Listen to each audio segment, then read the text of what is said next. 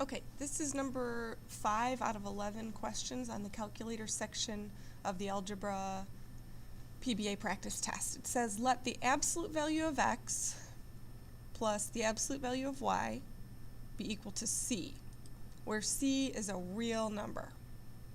And just as a basic explanation, all the numbers that you work with in grades K through 8 are real numbers. You're not talking about anything other than real numbers here. It says determine the number of points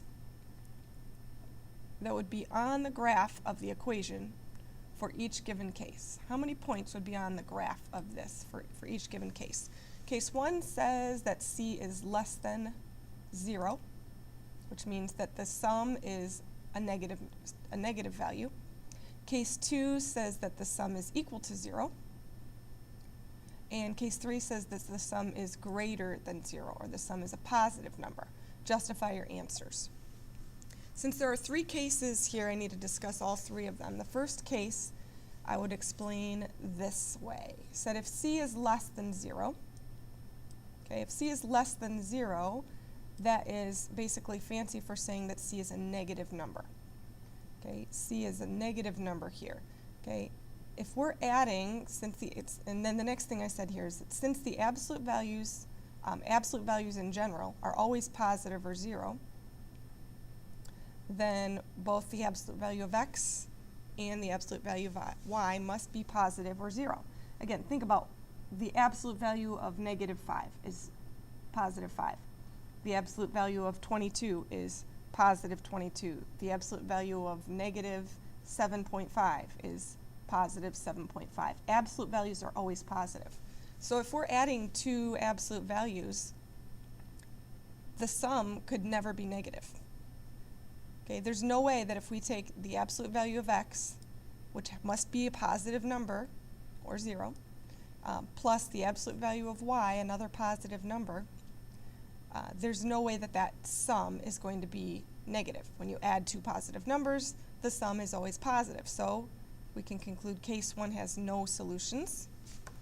There would be no points if we were to graph this equation. There's no way that the sum of 2 absolute values could be a negative value.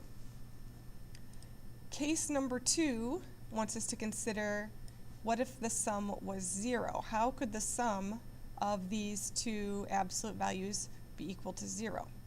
Well, the only way that would be possible would be if both the absolute value of x and the absolute value of y were both 0. That's only possible